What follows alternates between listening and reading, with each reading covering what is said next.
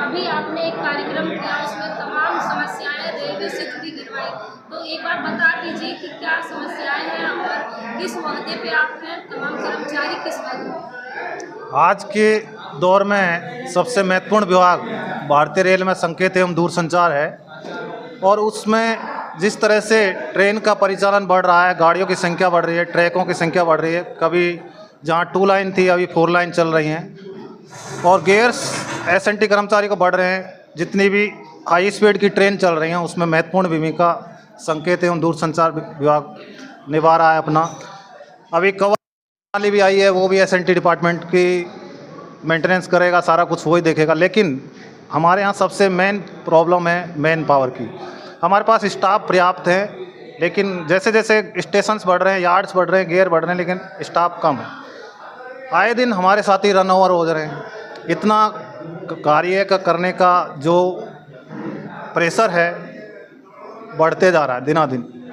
अब मूलभूत सुविधाओं से हम वंचित हैं। जिस लेवल का हम वर्क कर रहे हैं टेक्निकल, उसमें हम लोगों का पे ग्रेड बहुत कम है।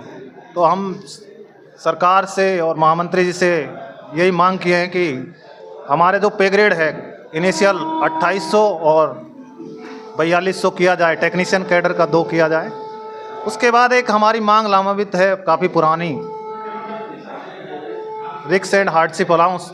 10 फरवरी 2019 को कमेटी बनी थी और 2023 में फरवरी में वो वित्त मंत्रालय भारत सरकार के पास गई थी रेलवे बोर्ड से, लेकिन अभी तक उस पर फाइनली अपडेट नहीं मिल रहा है। तो हम लोगों का रिक्स अलाउंस का एक बहुत बड़ा मुद्दा था। और हमारे जो सहायक हैं, असिस्टेंट टेक्नीशियनों के साथ में जो असिस्टेंट है, मैन रीढ़ की हड्डी, उनके साथ भी प्रमोशन नहीं हो रहा है। आज की डेट में उनके 1800 पे लेवल 1 में ही रुके हुए हैं। 14 साल हो गए हैं उनको।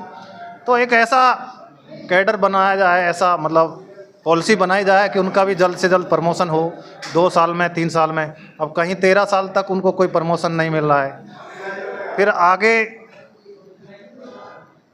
एक महत्वपूर्ण विभाग इसी का दूसरा है टेलीकॉम, जो स्टेशन पे अपना सारा दूरसंचार के गियर हैं, जैसे कोच गाइडेंस है, आपके यूटीएस लिंक जिससे आप टिकट लेते हैं, पीआरएस रिजर्वेशन कराते हैं।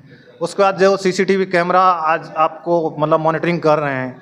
फिर कवच का जो कम्युनिकेशन का सिस्टम है वो भी उसके ऊपर आ रहा है। तो उसके कर्मचारियों की संख्या भी कमी है, उसको भी हम सरकार से यही आग्रह करेंगे कि कर्मचारियों की संख्या बढ़ाएं, और जो दिन रात रन ओवर हो रहे हैं केस से उन पर भी अमल किया जाए। सर, एक सवाल धन्यवाद। ये बनता है कि जब पिछले कुछ सालों में रेल हादसे लगातार बढ़े हैं और पब्लिक या सरकार कहीं ना कहीं थोप देती है कि ड्राइवर शराब पी के चला रहा था या फिर सिग्नल नहीं मिल रहा था, इन तमाम चीज़ों के बीच में अगर पिसता है कोई तो कर्मचारी या पब्लिक, सरकार अपना पल्ला झाड़ लेती है, तो इसको कैसे देखते हैं? और पब्लिक गुस्सा निकालती है ड्राइवर पे या रेलवे कर्मचारी पे?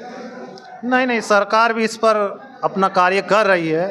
कोई भी कार्य करने में समय लगता है, इतना जल्दी नहीं होगा। लेकिन ऐसा कोई भी आम पब्लिक बोल रही है, आम पब्लिक कुछ भी बोल सकती है। ऐसा हमारा कोई भी भारतीय रेल का कर्मचारी नहीं है जो गलत तरीके से गियर्स का इस्तेमाल करता है, या ड्राइवर भी जो कह रहा है शराब पी के, ये गलत तरीका है। भारतीय रेल की जो छवि है उसको धूमिल करने का प्रयास किया जा रहा है।